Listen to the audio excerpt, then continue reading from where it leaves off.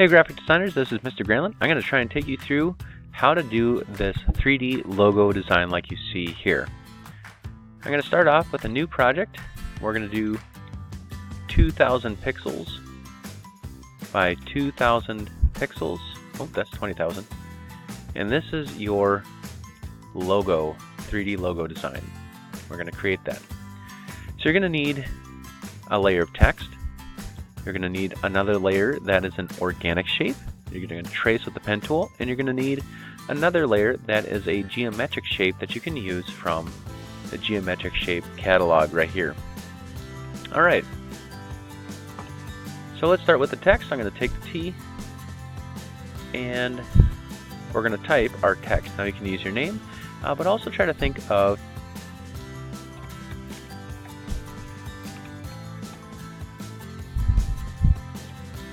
maybe a company name for your future design firm. So I'm going to make it nice and big here. The text size that I use for this is 300 pixels. Might be a little bit big. That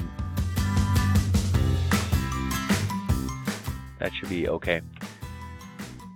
Now for my organic shape, I'm going to look up a ram. And I'm going to trace this ram inside a photopea. So I'm going to find a nice picture of a ram. This guy looks nice, so I'm going to right click on that, copy the image, go back to photopea, paste that picture in there, and I'm going to do Control Alt T and size it up to the size. I'm just going to use the head.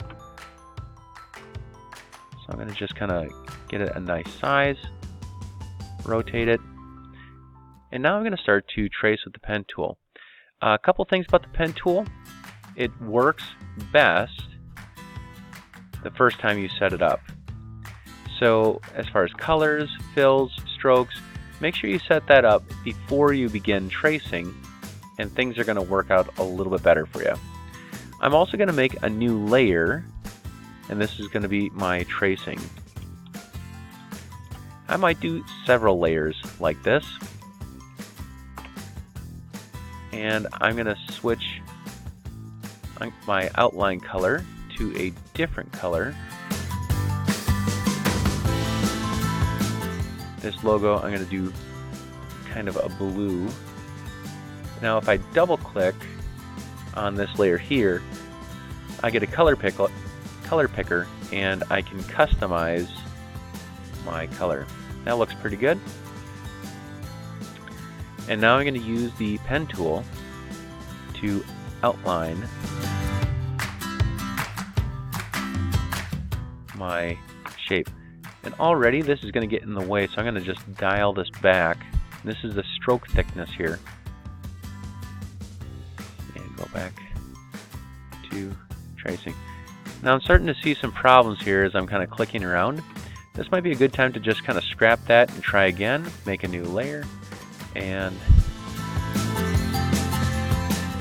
there we go.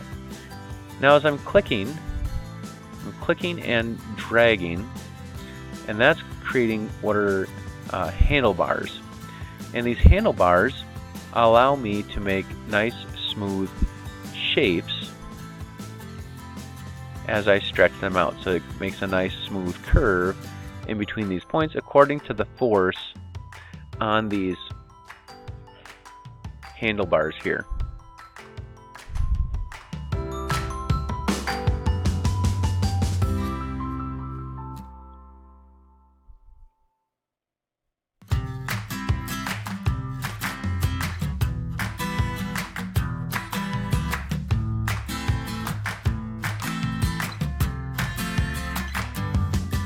Now your organic shape might be several shapes, so I'm going to do one shape for each horn here.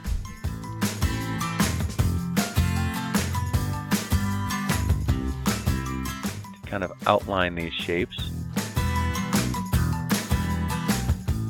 I might look at this later too and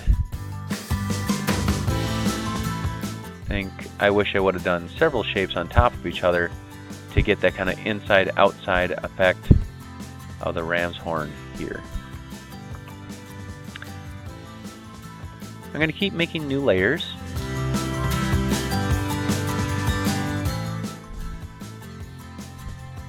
And add them, and I know my lines are going behind other lines here. That's okay, because I think I'm going to turn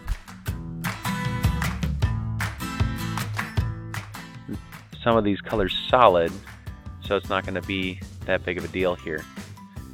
Alright, so here are my shapes. I'm going to create this blue shape. I'm going to have this be kind of a darker blue, and it's going to be a fill color though. So I'm going to double click there, make it that darker blue kind of color. Click OK. The stroke color, I'm going to make that non-existent. And then on these other two horn shapes, they're going to be something else. Now you're going to have to decide for yourself how much detail you want to put into your logo design. But if you are looking at your shape and you can't tell what it is, you probably need more detail, so you'll probably have to do some more shapes inside of it. Like I'm thinking I might have to do some eyes inside of my ram head here. And I'm going to select that and turn off.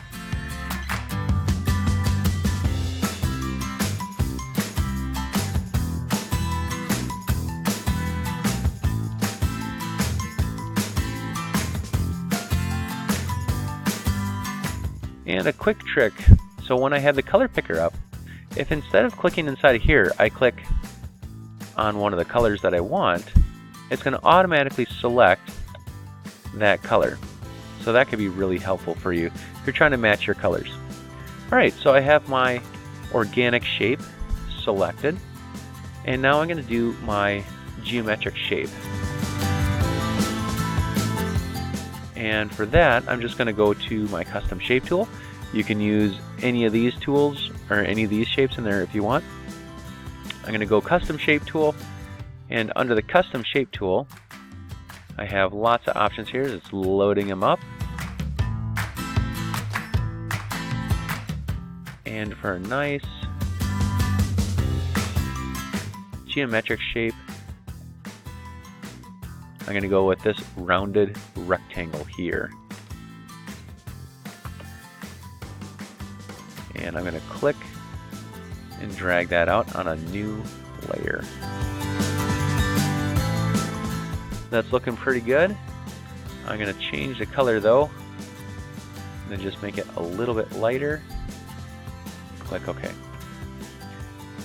I'm going to arrange these so everything has a nice kind of shape and feel to it. I'm going to highlight all three of these by clicking on one, holding Shift, clicking on the bottom. I'm going to do Control-Alt-T to rotate all of these layers together.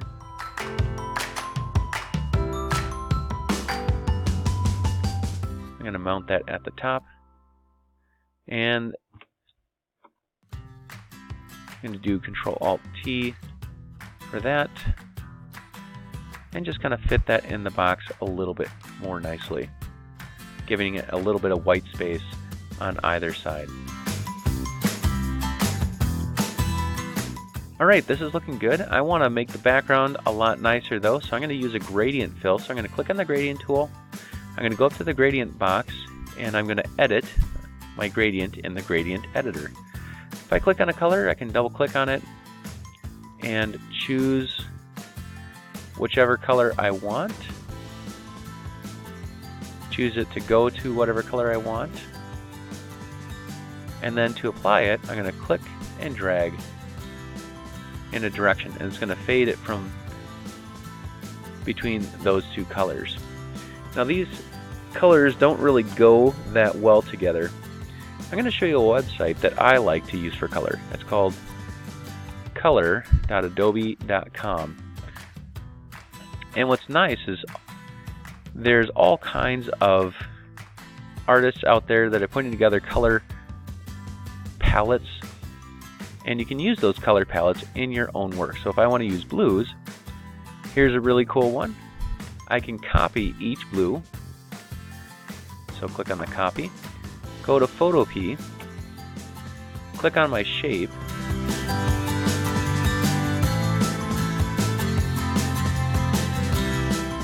go to fill, and paste the number into there.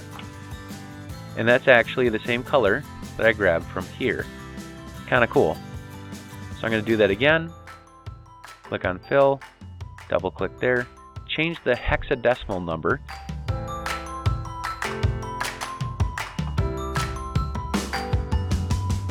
And I can use these color chips to create a really nice colored design that kind of blends well with each other.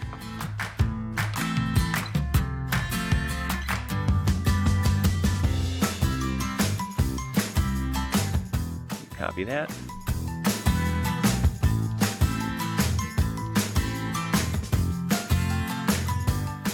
And I'm going to call that good. Alright, now to create a 3D look. So anything you want to make 3D, you're going to duplicate the layer, Control J. So you have two of them.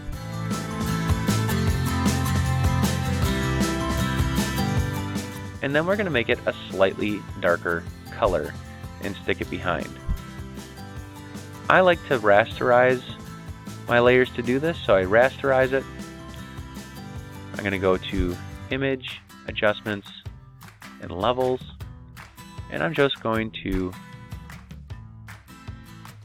adjust the white here so it looks a little bit darker.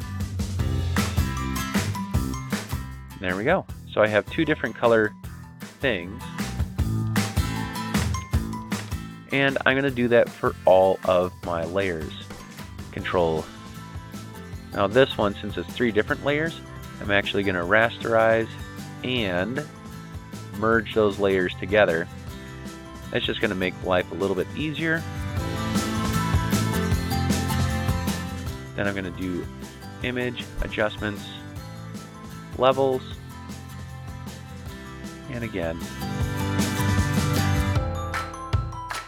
make it a little bit darker, stick it underneath. Now it looks 3D. I can do the same to the text, but since it's black, it's not really going to show up. But again, Control J.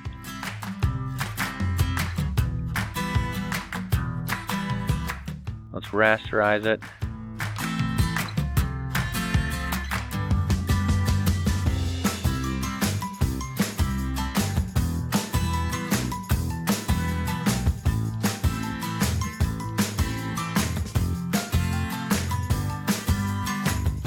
Try this one more time. Here we go. And just bring it down and to the left a little bit. And there we have our 3D logo design. We can go ahead, File, Export as a JPEG, and turn this into Schoology. Alright, good luck designers.